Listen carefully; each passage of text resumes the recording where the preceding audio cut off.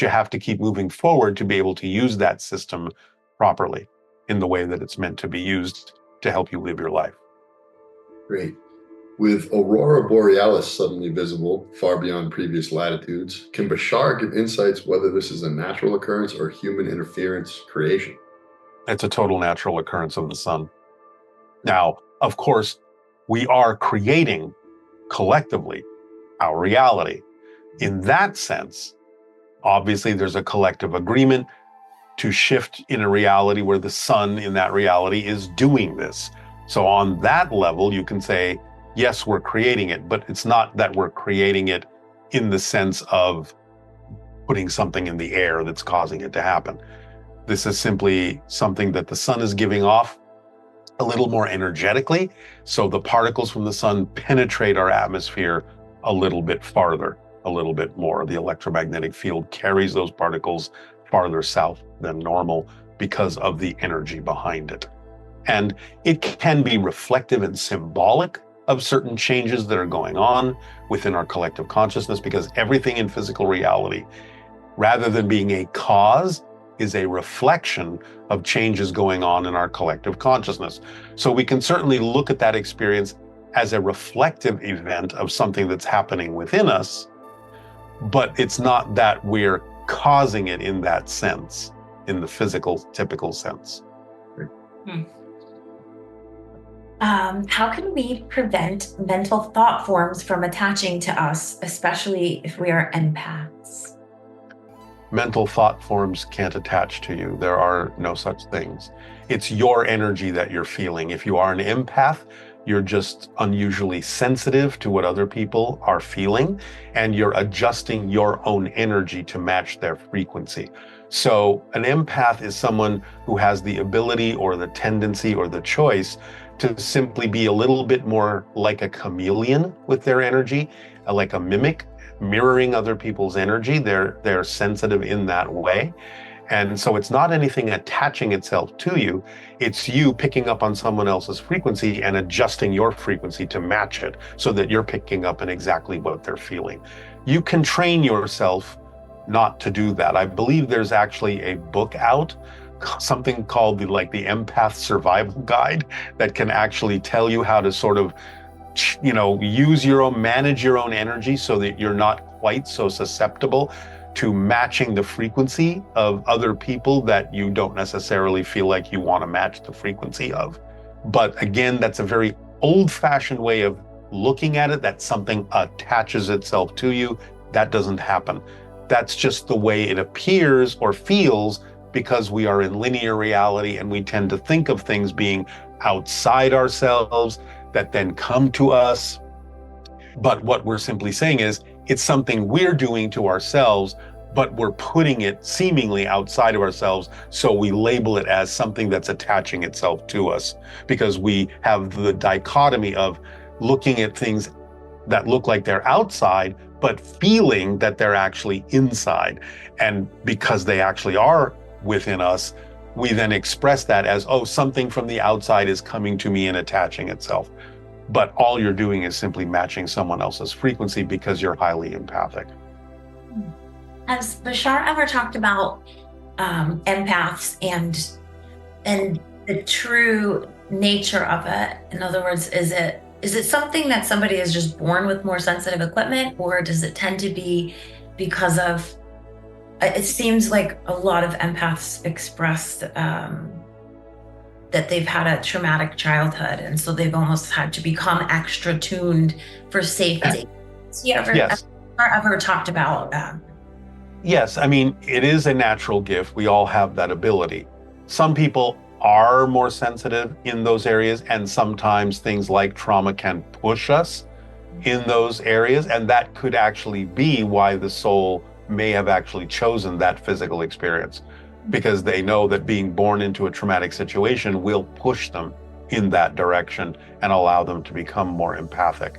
So again, you have to take it on a case-by-case basis as to why it's happening. You can't necessarily just have a generalized assumption about why those things exist, because everyone may have a different reason for that experience. But in general, it's also a step toward becoming fully telepathic, where you are vibrating in such a way that you can be on the same wavelength as someone else, to the point where you can have the same thoughts that they're having at the same time. Because again, that's really what telepathy, or telempathy, as Bashar says, really is. You're not reading anyone else's mind. You are simply in the same state of being, and therefore that state of being produces specific thoughts, and you're having the same thoughts at the same time. So you're not reading their mind, you're reading your own mind, but you know that you're having the same thoughts that they are. This is why people who are deeply in love often know exactly what each other are thinking, and can finish each other's sentences and hardly have to say anything at all to be on the same page, because they literally are on the same wavelength. Therefore, they have the same thoughts at the same time. That's what telepathy actually is. That's great. So a lot of people were asking about past lives. And so we have this ability, you hear people talking about past lives. I saw Pharaoh, I saw, all these things and these visions I had, but we don't often hear people talk about future lives. For example, some, car plane flying around. Is there a reason why we don't have future life? Well, we do, but we call it science fiction. So it's that creative imagination that starts projecting into what could be, but somehow we have simply labeled those possibilities as science fiction rather than a past recollection. So we actually do have the ability to pick up on a lot of that. We just have to start realizing that we may actually be picking up on something that is quote unquote happening in a future life. Now, again, all these things exist at the same time. Therefore, that's why we can plug into them, because all these lives exist all at once. It's all different perspectives happening at the same time. Again, like the television analogy, you have a program that you're watching, but there are hundreds of other programs playing at the same time. You're just not watching them. If you change the channel, suddenly you get a different program. That doesn't mean the program you were just watching has stopped playing. So all these programs are going on, all these lives, all these realities are going on at the same time. People that we consider to be in the past is just a parallel reality. That's a different present. We are no longer watching. We are no longer tuning into. The future is the same thing. There's all these probabilities. We can connect, disconnect in different ways to any kind of past, any kind of future, because again, they're all just different forms of the present.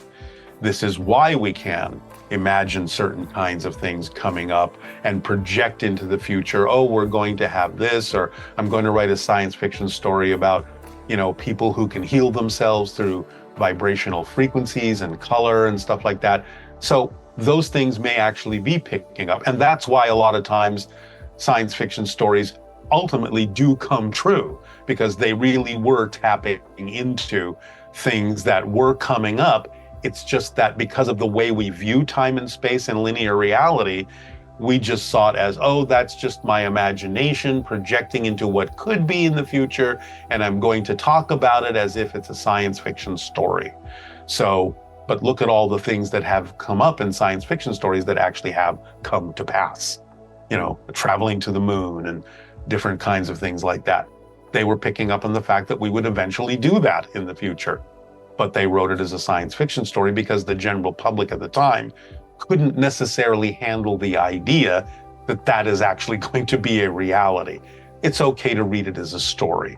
So that's the way we perceive a lot of the future, because of our linear time-space perspective. Nice. The past we can handle because we feel, oh yeah, we've been there, we get that. So that's a memory. But really, what you're also experiencing in science fiction stories, or at least some of them, is a memory of the future. Yeah, so instead of doing past life regressions, we should do future life projections with people. Hey. Start it up. Yeah, and actually in some past life regressions, some people have actually skipped onto the future.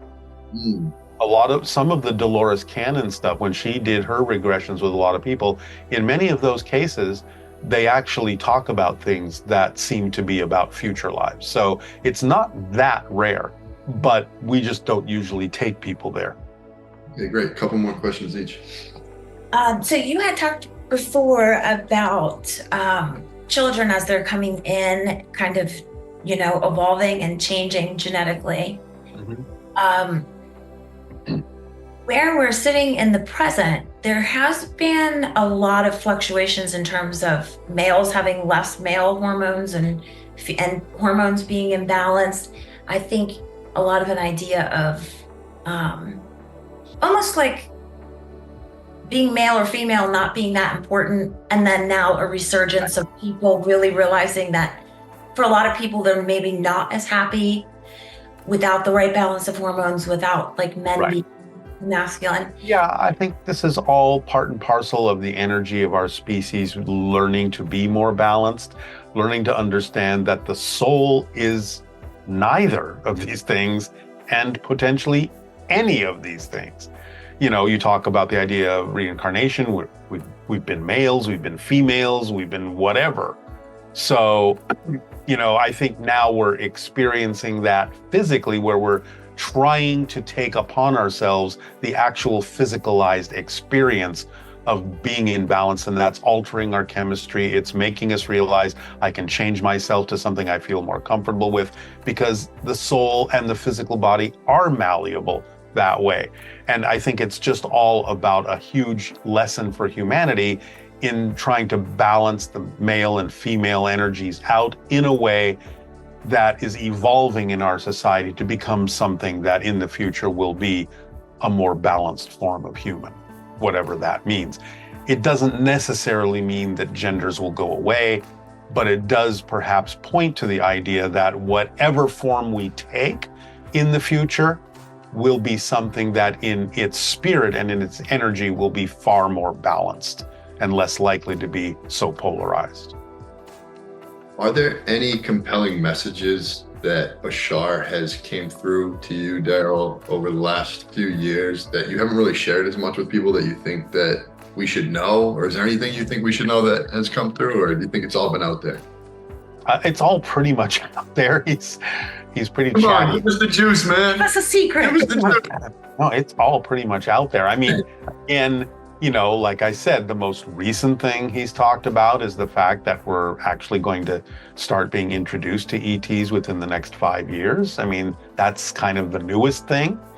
And it's something to really ponder, because if that's really truly going to happen within the next 5 years, the thing to look at is, okay, how does it change your life? How does it not change your life? What does it mean to really sit and go, oh my God, we're actually going to be having ETs on the planet introduced to us in public, out front. What's going to change? What's not going to change? To start really getting used to that idea physically, because people can imagine what that's like. I'm going to use an example in my own life. You know how this all started. You've heard my story about how I saw UFOs back in 1973 at close range. Well, certainly before that, I've always heard, oh yeah, sure, people can see UFOs. But you don't really absorb that in your life in any real pragmatic way, typically. It's like, okay, that's interesting, but it's not happening to me. When I actually physically saw a UFO at close range in broad daylight with witnesses, hanging in the sky, physically in front of you, an actual object, an actual machine, if you want to call it that, your world completely changes. Everything becomes different. You start looking at everything from a completely different perspective, because now you've seen something that is not supposed to be possible, and you have suddenly been hit in the face with the fact that it's right in front of you, and it's absolutely possible. And what does that mean? So it's all well and good to say, yeah, we want to meet ETs and all that.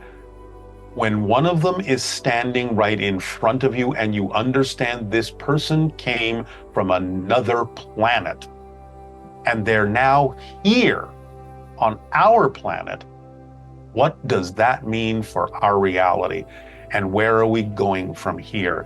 It's a visceral change that happens within your body, neurologically, psychologically, emotionally. It changes more than you think. It becomes something more than an interesting mental exercise of imagination. It takes on a real quality that literally shifts your reality in tectonic ways. It's like having an energetic earthquake happen within you, and your life is never the same. So really get into what it means to be introduced to someone from another world. It's going to make things very different. Beware, the aliens are coming soon. For real. Wow.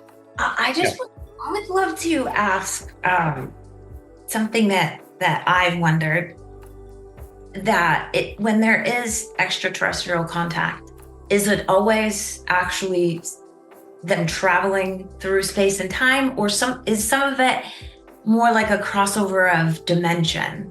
It can be both. It can be both. They come from different realities, some of which are in different dimensions. It